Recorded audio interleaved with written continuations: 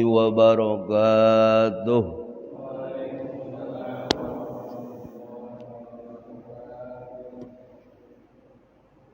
Alhamdulillahilladzi anzalal Qur'an khalaqal insan 'allamahul bayan. Ashhadu an la ilaha illallahul malikul hannan wa ashhadu anna Muhammadan abduhu wa rasuluhu sahibul ayati wal burhan. Allahumma salli wa sallim wa barik ala sayyidina Muhammadin wa ala alihi wa sahbihi jawil irfan, amma ba'd. Subhanaka la ilma lana illa ma 'allamtana innaka antal alimul hakim. Yang saya hormati segenap jajaran pengurus DKM Masjid As-Salam Al-Jami' dan seluruh jamaah yang insyaallah kita semua sama-sama dalam perlindungan rahmat nikmat Allah Subhanahu wa taala. Kita bersyukur kepada Allah pada pagi hari ini kita bisa mengawali aktivitas hidup kita dengan ibadah lewat pelaksanaan ibadah subuh berjamaah dilanjutkan dengan thalabul ilmi. Mudah-mudahan kita semua mendapatkan ridha dan berkah dari Allah Subhanahu wa taala.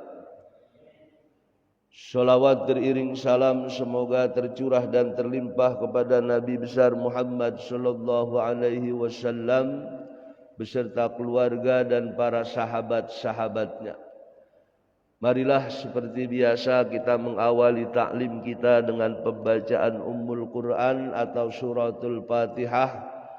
Mudah-mudahan kita senantiasa ditambahkan ilmu yang bermanfaat. Allah berikan kesehatan lahir dan batin. Allah anugerahkan kita rezeki yang berkah dan berlimpah serta keturunan yang salih dan salihah. Semua urusan dunia dan akhirat kita diberikan mudah oleh Allah Subhanahu wa taala.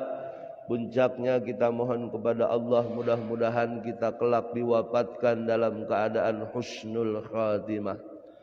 Ala hadhihi niyyah wa ala kulli niyatin salihah. Al-Fatihah. A'udzu billahi minasy syaithanir rajim. Bismillahirrahmanirrahim. Alhamdulillahi rabbil alamin arrahmanir rahim maliki yaumiddin. Iyyaka na'budu wa iyyaka nasta'in ihdinas siratal mustaqim. Siratal ladzina an'amta 'alaihim ghairil maghdubi 'alaihim waladdallin.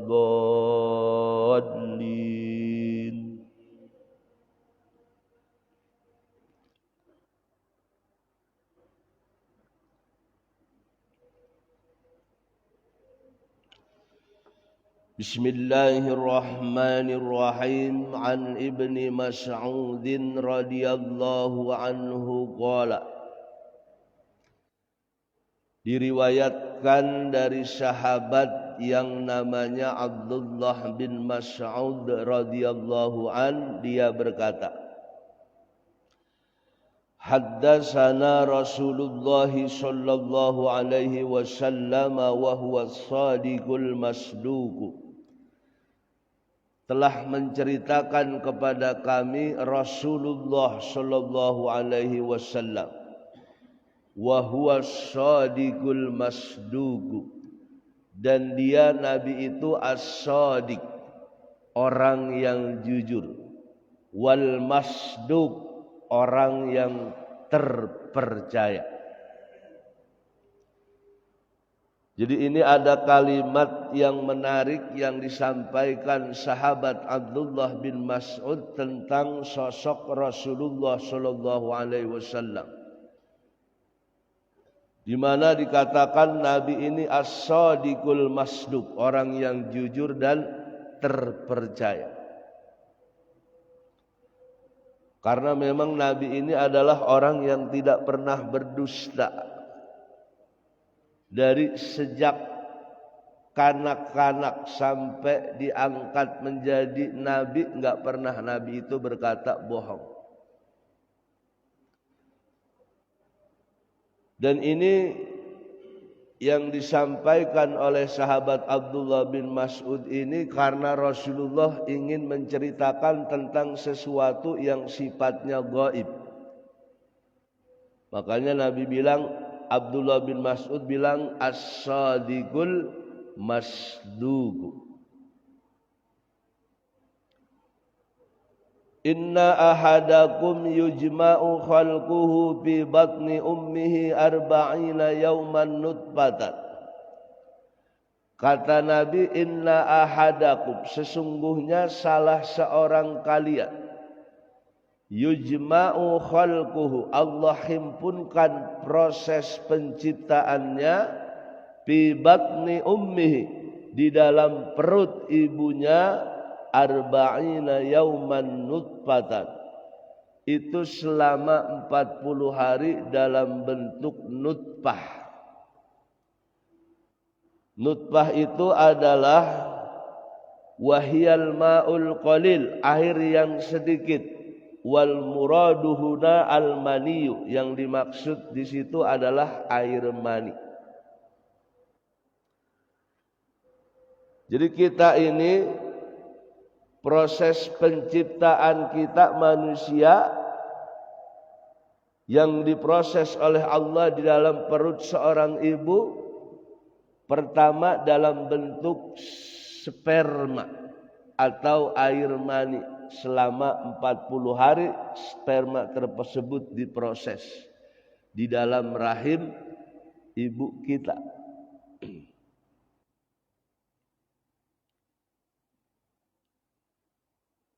Summa yakunu alaqatan misla dzalik.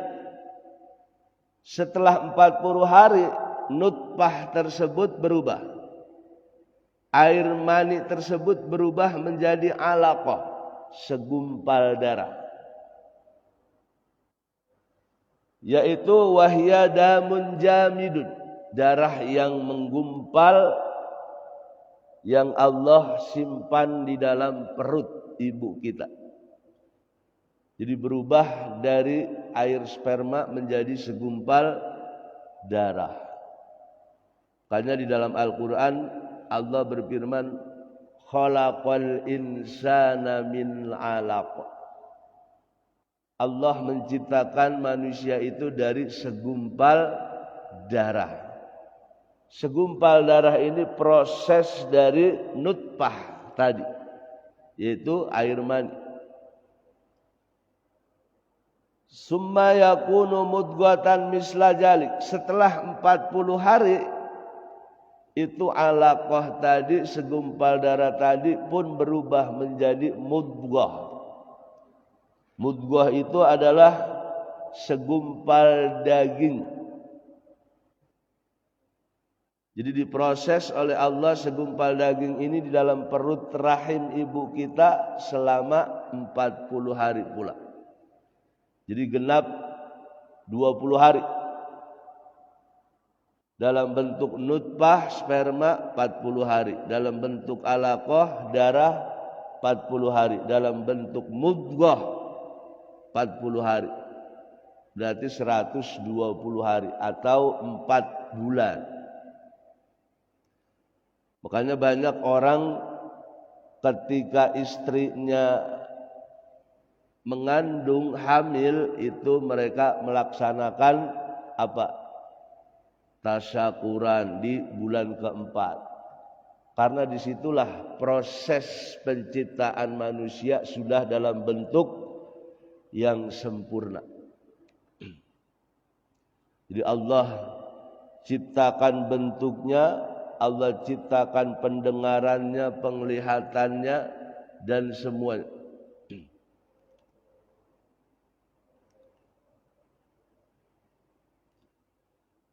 Summa yursalul malaku fayanfuhu fihi ruha.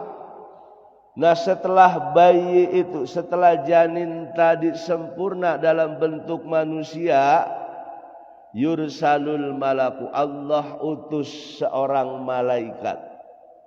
Untuk apa? Fayanfuhu fihi ruha, maka ditiupkanlah ruh ke dalam janin yang berbentuk manusia tadi.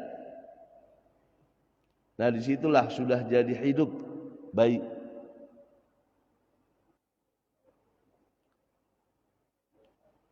Wa yu'maru bi arba'i kalimatin, dan Allah perintahkan kepada malaikat tersebut terhadap janin tadi bi arba'i kalimatin, untuk menetapkan, mencatat 4 hal. Bikatbi rizkihi, yaitu menetapkan rizkinya. Wa ajalihi, dan ajalnya, masa umurnya. Wa amalihi, dan amal perbuatannya. Wa syaqiyun aw sa'idun, dan nasibnya, apakah dia masuk golongan beruntung atau merugi. Jadi kita ini dari sejak sempurna dalam bentuk janin yang Allah tiupkan roh di janin itu kita rezekinya udah ditetapkan oleh Allah Subhanahu wa taala. Jadi rezeki ini semuanya sudah ketetapan Allah sejak kita mulai menjadi janin dalam bentuk manusia. Makanya Allah berfirman di dalam Al-Quran, nahnu qasamna bainahum ma'isyatahum fil hayatid dunya. Kamilah yang memberikan jatah-jatah rezeki kepada manusia dalam kehidupan dunia ini.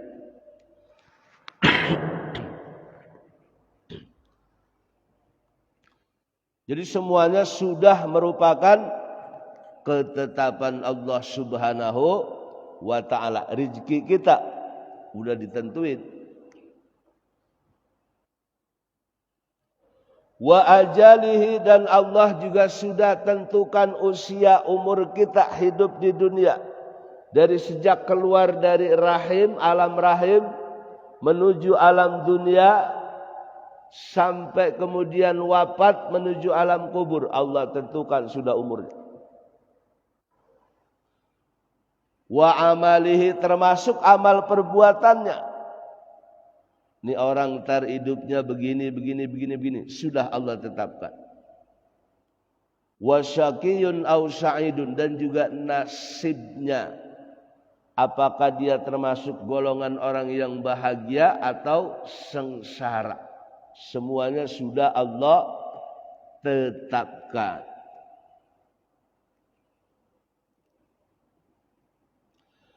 Fawallazi la ilaha ghairuhu inna ahadakum la ya'malu bi'amali ahlil jannah. Fawallazi la ilaha ghairuhu, maka kata Nabi, demi Allah yang tidak ada zat yang pantas untuk disembah kecuali Dia. Ini la ilaha illa ghairuhu. Fawallazi la ilaha ghairuhu merupakan kalimatul qismah, kalimat sumpah. Jadi Nabi bersumpah di hadapan para sahabat ketika bercerita tentang proses penciptaan manusia ini, termasuk kaitan tentang takdir.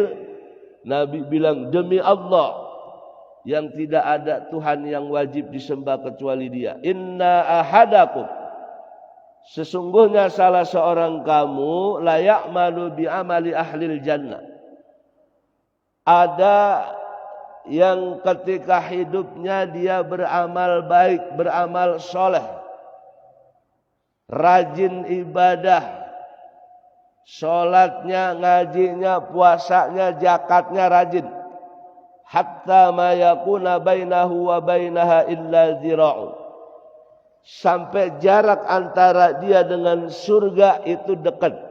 Zira', 1 hasta. 1 hasta ini mewakili jarak yang dekat. Jadi karena ini orang sering ibadah, rajin ibadah, sehingga antara dia dengan surga itu udah dekat banget.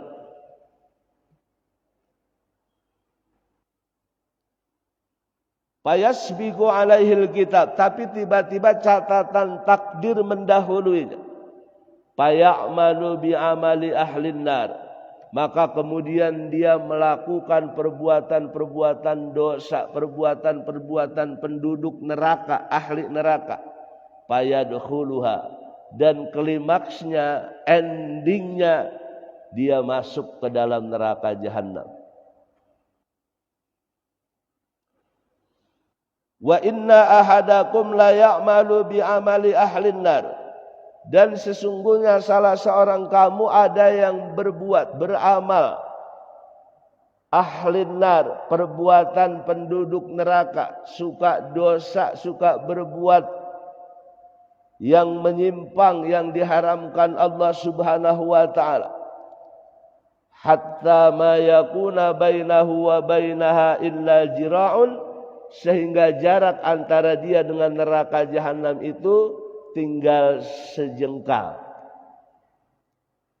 Fayasbiqu alaihil kitab, tapi catatan takdir mendahului. Faya'malu bi amali ahlil jannah, sehingga di akhir umurnya dia justru melakukan amalan-amalan ahli surga, rajin ibadah karena taubat.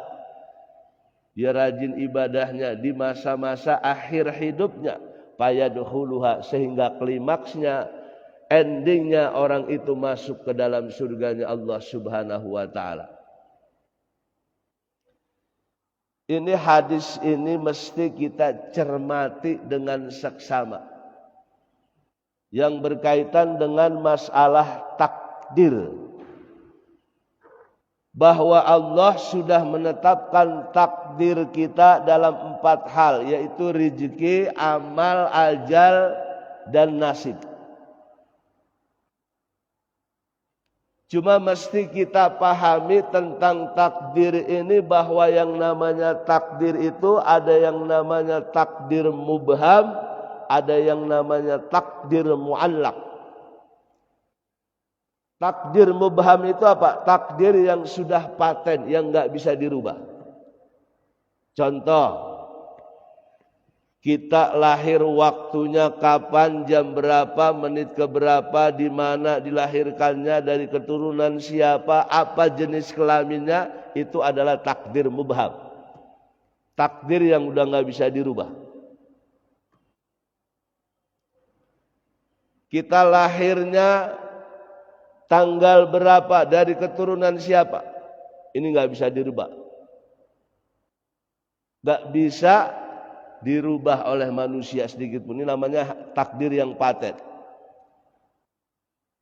Kalau saya bisa minta dilahirkan dari mana, umpamanya saya minta dulu saya dilahirkan dari perut istrinya Prabowo, sehingga sekarang saya jadi anak presiden. Tapi sudah Allah tetapkan. Termasuk ajal kita, usia kita, masa akhir hidup kita, umur kita, udah Allah tetapkan. Dari sejak Allah keluarkan dari alam rahim sampai dia wafat di dunia, itu tidak bisa dirubah.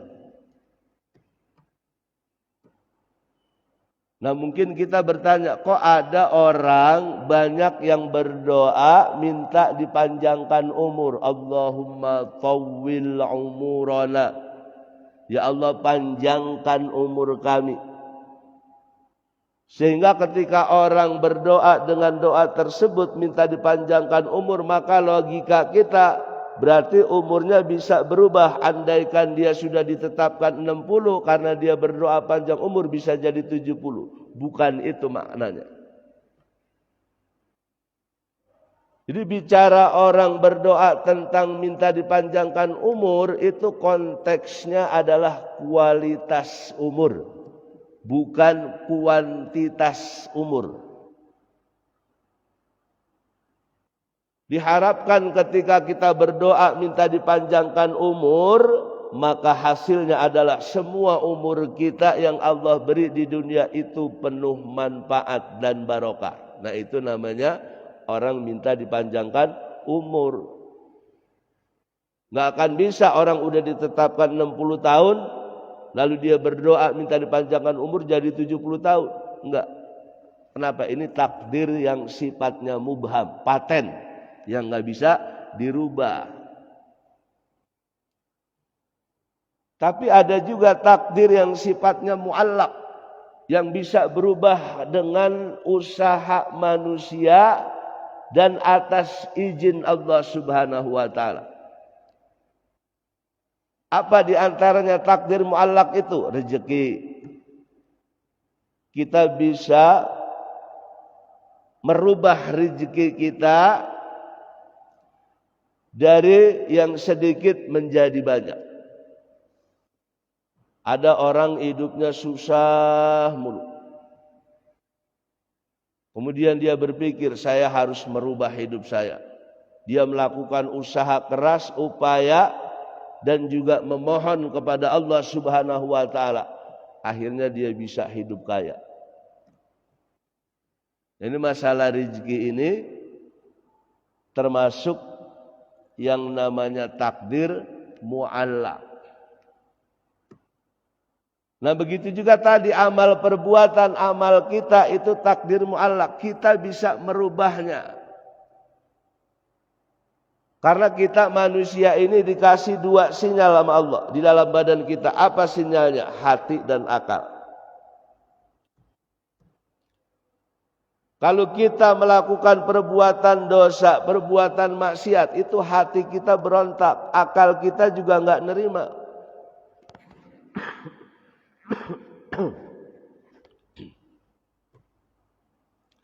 Nah itu sinyalnya mesti kita pakai, kita respon. Kalau kita enggak respon dengan sinyal kita, kita ikutin aja perbuatan buruk kita, perbuatan maksiat kita. Kemudian kita berdalih, semuanya udah kehendak Allah. Saya nyolong ayam, memperkosa wanita, ngerampok orang, ini udah takdir Allah. Enggak begitu. Kenapa? Kita dikasih sinyal di badan kita dalam bentuk hati dan akal. Kayak motor nih, kendaraan. Motor sekarang kan antik. Pakai sinyal. Itu yang ada monitornya tuh di depan stang. Jadi kalau akinya habis, kasih sinyal. Kalau remnya enggak beres, ada sinyalnya. Nah kalau sinyal ini enggak kita respon, enggak peduli, gua mau jalanin aja di motor, udah takdir Allah. Terjadi tabrakan, kecelakaan. Itu berarti emang kemauan kita. Tapi kalau kita respon sinyal tersebut, wah ini remnya udah nggak benar, kalau saya paksakan bisa celaka, ganti rem. Itu namanya usaha, upaya, ikhtiar. Akinya udah mau habis, kalau saya paksa mogok di jalan, ganti aki. Itu nama ikhtiar. Jadi kemudian kita pakai motor tersebut lancar, selamat. Nah itu adalah pilihan kita. Termasuk tadi ada orang yang di awal hidupnya dia rajin beribadah, rajin sembahyang, rajin ngaji. Tapi di masa-masa akhir hidupnya justru dia berbuat maksiat. Dia berbuat dosa. Meskipun fakta kehidupan manusia seperti ini sangat langka. Dan itu bisa terjadi. Makanya kita jangan terlalu mengandalkan kemampuan amal kita. Kita mesti berdoa kepada Allah. Kita berusaha merubah nasib kita, merubah perbuatan buruk kita. Tapi jangan lepas kita minta pertolongan Allah Subhanahu wa ta'ala. Makanya ada penjelasan, fa'alaika alla tatakkala ala amalin wala ta'ajjuba bihi. Janganlah kamu menggantungkan amal perbuatan kamu dan takjub dengan amalan kita sendiri. Was'alullaha husnul khatimah. Tapi mintalah kepada Allah agar dijadikan husnul khatimah. Kita lagi ibadah nih, lagi rajin ibadah, sholat rajin, ngaji rajin. Kita jangan ngandelin amalan kita. Tapi kita tetap minta kepada Allah, ya Allah, tetapkan saya selalu berada di jalan-Mu, selalu rajin beribadah. Makanya Nabi ngajarin doa, apa redaksinya? Allahumma ya muqallibal qulub, sabbit qalbi ala dinik. Wahai Zat yang maha membolak-balikan hati, tetapkan hati saya selalu berada di jalan agama. Kita minta sama Allah. Kalau kita ngandelin amalan kita, nah ini bisa jadi membuat kita sombong dan takjub. Dulu ada di zaman Bani Israel, orang dikasih umur 500 tahun. Selama 500 tahun umur yang Allah kasih kepada dia, dia manfaatkan untuk beribadah. Rajin banget ini ibadah. Begitu dia mati, karena memang dia rajin ibadah, dengan rahmat Allah, Allah bilang, wahai hambaku, masuklah engkau ke dalam surga. Tapi si hamba ini protes, ya Allah, jangan engkau masukkan saya begitu saja ke surga, timbang amal saya. Kenapa? Karena dia merasa amalnya banyak. Begitu ditimbang amalannya dengan nikmat sebelah biji mata yang Allah kasih, ternyata lebih berat nikmat dalam bentuk sebelah mata yang Allah kasih. Jomplang. Apa kita mau ngandelin amalan kita? Apalagi model kita yang ibadahnya, ya kita bisa nilai sendirilah kalau lagi sholat.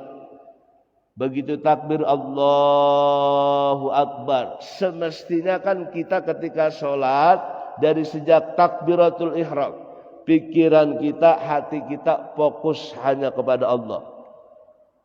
Tapi faktanya dan sering kita dapatkan, termasuk diri kita di tengah perjalanan sholat, begitu takbiratul ihram, itu justru pikiran kita kemana-mana. Besok hari Sabtu kondangan banyak ini, arisan belum bayar, gajian belum. Itu lagi sholat. Apa kita mau ngandelin amalan kita? Sebab orang masuk surga itu bukan karena amalan kita, tapi rahmat Allah. Nah ini makna yang tadi, ada orang yang ketika awalnya rajin ibadah lalu masuk neraka. Boleh jadi karena dia sombong, karena merasa dirinya paling benar. Enggak mau dia memohon kepada Allah. Makanya ketika kita lagi rajin ibadah nih, kita rasakan lagi rajin ibadah, lagi semangat, kita minta kepada Allah. Jangan putus minta sama Allah. Jangan kita terlalu mengandalkan amal perbuatan kita, sehingga kita merasa orang yang paling soleh, paling baik. Makanya ada kalimat menarik. Nih kita perhatikan, kalimatnya menarik. Orang soleh bisa salah. Orang salah bisa soleh. Terus yang salah siapa? Yang salah adalah orang yang selalu merasa soleh tanpa pernah merasa salah. Orang soleh itu dia manusia, pasti dalam titik waktu tertentu dia bisa melakukan kesalahan. Orang yang selalu salah, dianggap salah, bisa jadi saat Allah masukkan hidayah, dia bertaubat, dia menjadi manusia yang lebih baik, menjadi orang soleh. Yang salah itu kita yang selalu merasa soleh tanpa pernah merasa salah. Maka teruslah kita berusaha berbuat baik tanpa merasa diri kita yang paling baik. Jadi itu maksudnya, kita jangan mengandalkan amalan kita, tapi senantiasa kita selalu memohon kepada Allah agar Allah senantiasa membimbing kita di dalam kesolehan. Jadi kita nggak boleh ujub, nggak boleh sombong, nggak boleh ngandelin amalan kita. Makanya Nabi ngajarin kita ada sebuah doa agar kita ini diwafatkan dalam keadaan husnul khatimah. Allahumma khtim amalana bihusnil khatimah wala tahtimna bisu'il khatimah. Nah ini seorang hamba, kita seorang hamba nggak bisa kita mengandalkan amalan kita. Jadi mesti kita terus berdoa memohon kepada Allah Subhanahu wa ta'ala. Karena amal ini termasuk takdir yang sifatnya mubham. Sebagaimana rezeki, kita rezeki bisa ngerubah urusan rezeki. Kalau kita puas bangga dengan keadaan miskin susah, kemudian kita nggak berusaha merubah, ya udah. Jangan kita gua miskin emang udah ketetapan Allah. Kan ada di dalam Al-Quran Allah berfirman, innallaha la yughayyiru ma biqaumin hatta yughayyiru ma bi anfusihim. Allah tidak akan merubah nasib suatu kaum kecuali kaum ini sendiri yang berusaha untuk merubahnya.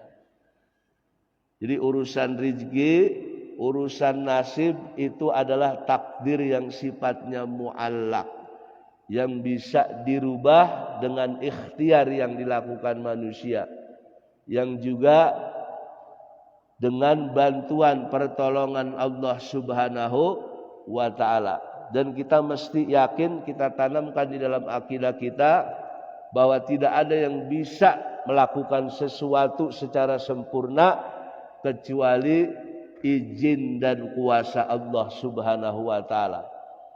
Maka ketika Allah kasih kita kesempatan semangat beribadah, saat kita rajin ibadah, jangan pernah kita merasa sombong dan takjub dengan amalan kita. Tetaplah kita terus memohon, berdoa kepada Allah agar kita ini selalu berada di jalannya, di jalan yang benar, di jalan agamanya. Dan kita istiqomah terus sampai akhir hayat kita. Karena yang paling dinilai dari amalan kita, innamal a'malu bil khawatim. Sesungguhnya amal perbuatan itu bergantung kepada akhirnya.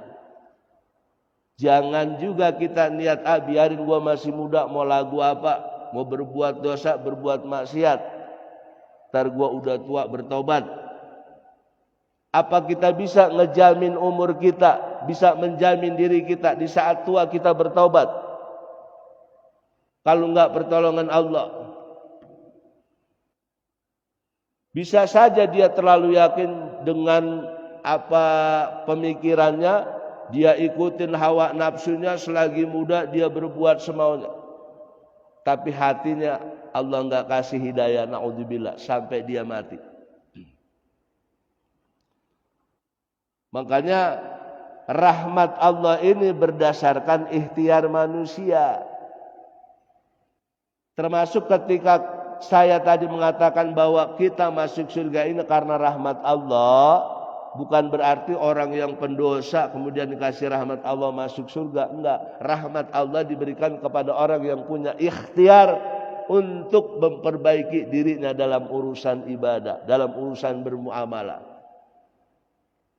Tidak akan mungkin Allah akan memberikan rahmatnya kepada orang yang selalu menentang perintahnya, selalu berbuat dosa, selalu berbuat maksiat. Jadi mesti ada ikhtiarnya. Apalagi kalau kita merasa setelah melakukan perbuatan dosa, sinyal kita kan berasa, oh ini perbuatan ini dosa. Hati kita sinyal, akal kita juga. Nah ketika kita punya rasa itu, segeralah kita bertaubat, memohon ampun, istighfar. Jangan kita malah bangga, biarin aja, hidup gua begini emang semuanya udah takdir Allah Subhanahu wa ta'ala. Nggak bisa begitu. Jadi yang namanya nasib perbuatan amal kita itu adalah pilihan kita. Tapi kita tidak mutlak bisa menentukan sesuatu berdasarkan pilihan kita. Tapi kita harus minta pertolongan Allah Subhanahu wa ta'ala. Nah inilah agar kita memahami apa yang namanya takdir, apa yang namanya takdir mubham yang sifatnya paten, yang udah nggak bisa dirubah. Seperti tadi umur, lahir, jenis kelamin, Enggak ada orang tua minta, ya Allah jadikan anak saya ini laki-laki, padahal sudah Allah tetapkan perempuan. Enggak bisa. Kenapa? Itu takdir yang sifatnya mubham. Masalah waktu kelahiran kita mubham, ajal kita mubham. Tapi yang namanya rezeki, usaha, itu muallaq. Termasuk nasib kita muallaq, amalan kita muallaq. Kenapa? Kita Allah kasih dua sinyal tadi dalam bentuk hati dan akal. Akal dan hati kita bisa menilai mana yang baik dan mana yang buruk. Kalau yang buruk tetap kita ikuti, kita setujui sama hati dan akal kita, itu berarti emang pilihan kita. Tapi kalau kita respect dengan sinyal hati dan akal kita tahu bahwa itu perbuatan buruk, lalu kita tinggalkan, kita berubah menjadi baik. Nah itu juga pilihan kita. Namun terus kita tetap memohon kepada Allah Subhanahu wa ta'ala. Muttafaqun alaih. Hadis ini hadis yang rankingnya utama tinggi, sahih, diriwayatkan oleh Imam Bukhari, Imam Muslim dan seluruh ashabus sunan, seluruh pakar hadis. Al-Fatihah. A'udzu billahi minasy syaithanir rajim. Bismillahirrahmanirrahim. Alhamdulillahi rabbil alamin arrahmanir rahim maliki yaumiddin. Iyyaka na'budu wa iyyaka nasta'in ihdinas siratal mustaqim. Siratal ladzina an'amta 'alaihim ghairil maghdubi 'alaihim waladdallin. Astaghfirullahal azim wa lakal hamdu ya ma'bud. Bismillahirrahmanirrahim. Alhamdulillahi rabbil alamin. Allahumma salli wa sallim wa barik ala sayyidina Muhammadin wa ala alihi. Allahumma ighfir lana junubana wa liwalidina warhamhuma kama rabbayana shighara. Allahumma inna nas'aluka ilman nafi'an wa nas'aluka rizqan thayyiban wa nas'aluka amalan mutaqabbalan. Allahumma barik lana fi Rajab wa Sya'ban wa ballighna Ramadan. Allahumma ya muqallibal qulub sabbit qalbina 'alal iman. Allahumma khtim amalana bihusnil khatimah wa la tahdimna bisu'il khatimah. Rabbana atina min ladunka rahmah wa hayyi lana min amrina rasyada. Allahumma aslih jata bainina. Allahumma alif baina qulubina. Rabbana atina fid dunya hasanah wa fil akhirati hasanatan wa qina adzaban nar. Wa sallallahu ala sayyidina Muhammadin wa ala alihi wa sahbihi wasallam. Walhamdulillahi rabbil alamin. Kurang lebihnya saya mohon maaf. Wassalamualaikum warahmatullahi wabarakatuh.